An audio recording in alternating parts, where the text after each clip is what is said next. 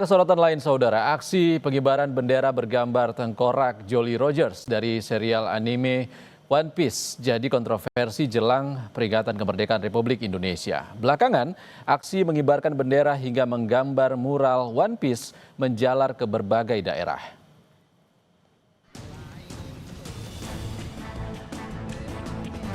Rekaman video yang memperlihatkan warga menghapus mural One Piece di bawah pengawasan anggota TNI di Sragen, Jawa Tengah tersebar luas di media sosial.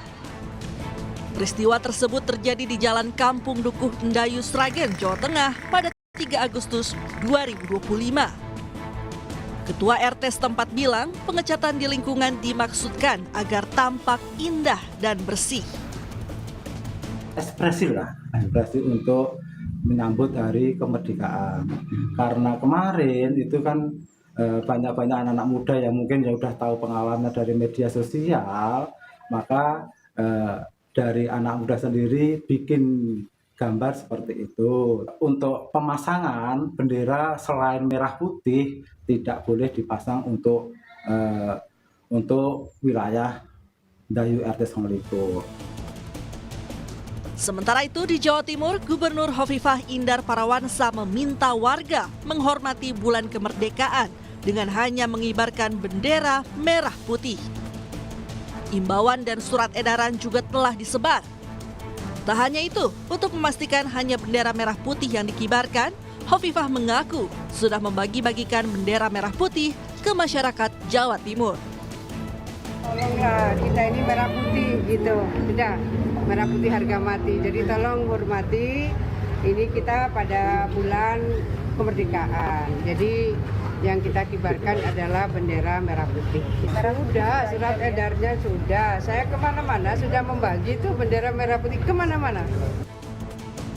Adapun Menteri Pertahanan Syafri Samsudin menyatakan pemasangan bendera One Piece di bawah bendera merah putih tidak pas dilakukan. Syafri bilang pada bendera merah putih tergambar sejarah panjang bangsa merebut kemerdekaan. Ditambah ada sosok Fatmawati Soekarno di balik penjahitan sang saka merah putih.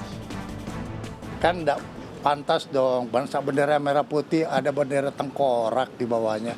Masa dibilang merah putih itu di backup oleh tengkorak? Kan nggak pas dong.